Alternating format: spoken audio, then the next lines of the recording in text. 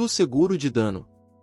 Nos seguros de dano, a garantia prometida não pode ultrapassar o valor do interesse segurado no momento da conclusão do contrato, sob pena do disposto no artigo 766, e sem prejuízo da ação penal que no caso couber. O risco do seguro compreenderá todos os prejuízos resultantes ou consequentes, como sejam os estragos ocasionados para evitar o sinistro, minorar o dano, ou salvar a coisa. A vigência da garantia, no seguro de coisas transportadas, começa no momento em que são pelo transportador recebidas, e cessa com a sua entrega ao destinatário. A indenização não pode ultrapassar o valor do interesse segurado no momento do sinistro, e, em hipótese alguma, o limite máximo da garantia fixado na apólice, salvo em caso de mora do segurador.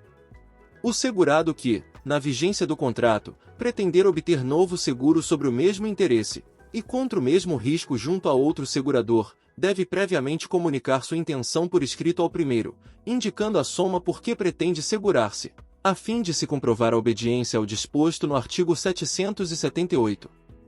Salvo disposição em contrário, o seguro de um interesse por menos do que vale acarreta a redução proporcional da indenização, no caso de sinistro parcial. Não se inclui na garantia o sinistro provocado por vício intrínseco da coisa segurada, não declarado pelo segurado.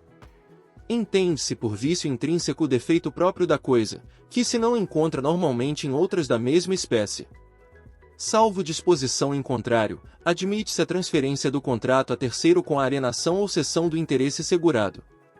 Se o instrumento contratual é nominativo, a transferência só produz efeitos em relação ao segurador mediante aviso escrito assinado pelo cedente e pelo cessionário. A apólice ou o bilhete à ordem só se transfere por endosso em preto, datado e assinado pelo endossante e pelo endossatário. Paga a indenização, o segurador subroga-se, nos limites do valor respectivo, nos direitos e ações que competirem ao segurado contra o autor do dano.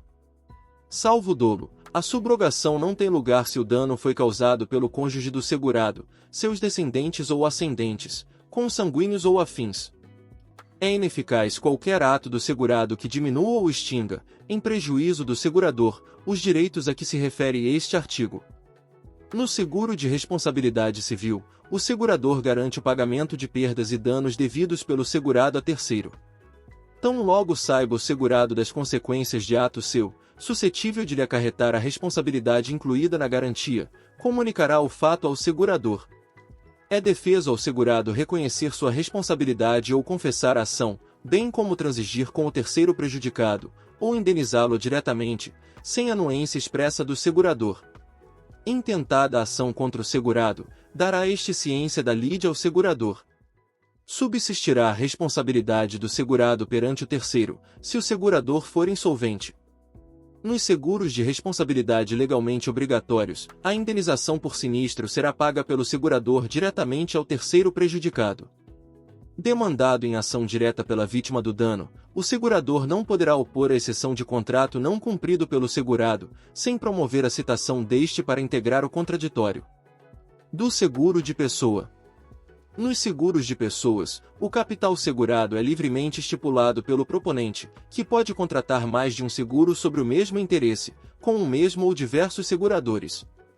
No seguro sobre a vida de outros, o proponente é obrigado a declarar, sob pena de falsidade, o seu interesse pela preservação da vida do segurado.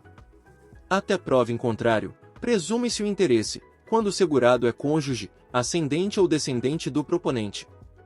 Se o segurado não renunciar à faculdade, ou se o seguro não tiver como causa declarada a garantia de alguma obrigação, é lícita a substituição do beneficiário, por ato entre vivos ou de última vontade. O segurador, que não for cientificado oportunamente da substituição, desobrigar-se-á pagando o capital segurado ao antigo beneficiário. Na falta de indicação da pessoa ou beneficiário, ou se por qualquer motivo não prevalecer a que for feita, o capital segurado será pago por metade ao cônjuge não separado judicialmente, e o restante aos herdeiros do segurado, obedecida a ordem da vocação hereditária. Na falta das pessoas indicadas neste artigo, serão beneficiários os que provarem que a morte do segurado os privou dos meios necessários à subsistência. É válida a instituição do companheiro como beneficiário, se ao tempo do contrato o segurado era separado judicialmente, ou já se encontrava separado de fato. No seguro de vida ou de acidentes pessoais para o caso de morte, o capital estipulado não está sujeito às dívidas do segurado, nem se considera herança para todos os efeitos de direito. É nula, no seguro de pessoa, qualquer transação para pagamento reduzido do capital segurado. O prêmio, no seguro de vida, será conveniado por prazo limitado, ou por toda a vida do segurado. Em qualquer hipótese, no seguro individual, o segurador não terá ação para cobrar o prêmio vencido, cuja falta de pagamento, nos prazos previstos, acarretará, conforme se estipular, a resolução do contrato, com a restituição da reserva já formada, ou a redução do capital garantido proporcionalmente ao prêmio pago. No seguro de vida para o caso de morte, é lícito estipular-se um prazo de carência, durante o qual o segurador não responde pela ocorrência do sinistro. No caso deste artigo, o segurador é obrigado a devolver ao beneficiário o montante da reserva técnica já formada. O beneficiário não tem direito ao capital estipulado quando o segurado se suicida nos primeiros 2 anos de vigência inicial do contrato, ou da sua recondução depois de suspenso, observado o disposto no parágrafo único do artigo antecedente. Ressalvada a hipótese prevista neste artigo, é nula a cláusula contratual que exclui o pagamento do capital por suicídio do segurado. O segurador não pode eximir-se ao pagamento do seguro, ainda que da apólice conste a restrição, se a morte ou a incapacidade do segurado provier da utilização de meio de transporte mais arriscado, da prestação de serviço militar, da prática de esporte, ou de atos de humanidade em auxílio de outrem. Nos seguros de pessoas, o segurador não pode subrogar-se nos direitos e ações do segurado, ou do beneficiário, contra o causador do sinistro. O seguro de pessoas pode ser estipulado por pessoa natural ou jurídica em proveito de grupo que a ela, de qualquer modo, se vincule. O estipulante não representa o segurador perante o grupo segurado, e é o único responsável, para com o segurador, pelo cumprimento de todas as obrigações contratuais. A modificação da apólice em vigor dependerá da anuência expressa de segurados que representem 3/4 do grupo. Não se compreende nas disposições desta seção a garantia do reembolso de despesas hospitalares ou de tratamento médico, nem o custeio das despesas de luto e de funeral do segurado.